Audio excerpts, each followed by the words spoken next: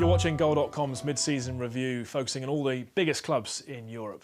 And we'll go to Barcelona now, and probably only one place to start, and that's Lionel Messi. The guy's a machine, Matt. Latest goal-scoring record. Put it into words from a player's perspective, what he's achieved. Well, quite simply, I think he's the best player I've ever seen. I think that's the bottom line. You know, the most important thing in football is scoring goals, and he does it on such a regular basis and makes it look so easy. You know, you can set up a session in training, 2 banks of 4, and say, right, you know, 3 or 4 strikers come and try and break us down, and it can take an hour to score a goal. Lionel Messi makes it look so simple. He goes past people at speed. His touch, his technique, his finishing, he scores all types of goals. Quite simply the best I've ever seen. A model pro as well. I think that's the thing I would say. His attitude always strikes me as being absolutely spot on. He gets kicked, he gets back up again. He plays through pain. He's just, for me, the best. What is that down to? Is that down to his skill, or is it down to his attitude that he never gets injured? I mean, you went a long time playing consecutive games, and he does the same. Yeah, I think that, you know, as I say, I think he's probably had knocks and bruises along the way and played through the pain at times, but he's got that desire to play every game. I think too often nowadays you see players who are quite happy to get a knock, be out of the team for a couple of weeks, or be happy to be a squad player and miss matches and play, say, half the games. He wants to play every single game. He wants to break every record. He wants to be the best every year. I just think it's down to his total dedication and attitude. Pete, let's not forget, he's been used slightly more sparingly by Villanova than he was with Guardiola. Slightly. One of the bones of contention between Guardiola and Messi, although there weren't many, was the fact that Messi would never want to be rotated, even for throwaway cup games, as Barcelona would have them. And Villanova has, you know, not been reluctant to substitute Messi on occasion, and that's just one of the ways in which Villanova's Barcelona differs from Guardiola's. I think there was a tendency to overplay things at times from Guardiola when he was at Barcelona last season.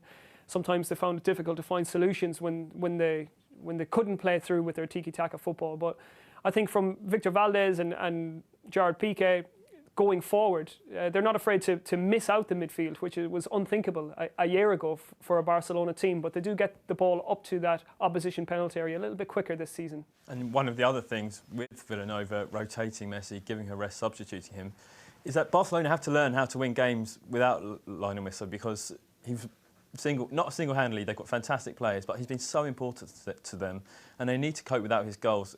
It's unbelievable that he broke Gerd Muller's record. Absolutely incredible. He's going to win the Ballon d'Or again in January. And for all the talk of Messi versus Ronaldo, I think we should just be really privileged that we're seeing 2 of the best players ever. Any other era, Ronaldo would probably be the best player in the world, comfortably on his own. And it's an absolute privilege to see them both playing in the same league even. It's absolutely fantastic. There's not a lot going wrong with Barcelona, Pete, at the moment, really, is there? And I look at the notes. If you put into the internet Barcelona January transfer window, you probably wouldn't get many hits, because they're not really going to do anything either in or out.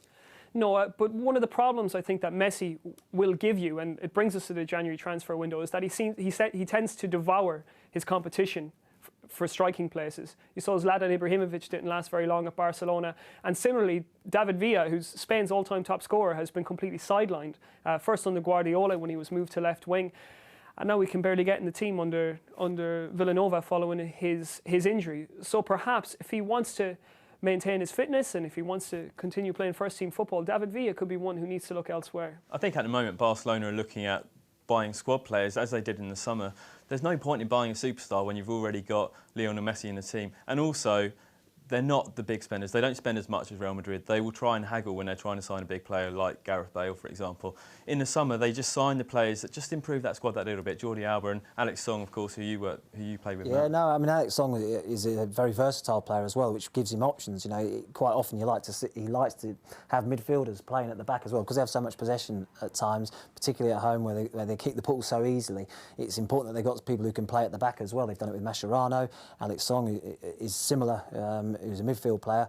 He set up plenty of goals last year for Van Persie, but he's got that ability and that passing range to play at the back as well, and the nous as well, because he was a defensive midfielder at Arsenal, someone that always was analytical about his own game as well. You know, he would always try to improve himself.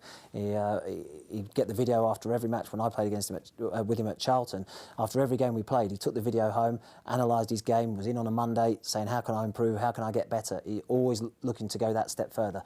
Barcelona as a whole, I think that they're still favourites for the Champions League. I know they fell short last season. I think they're going to win La Liga, and I still think they're favourites for the Champions League.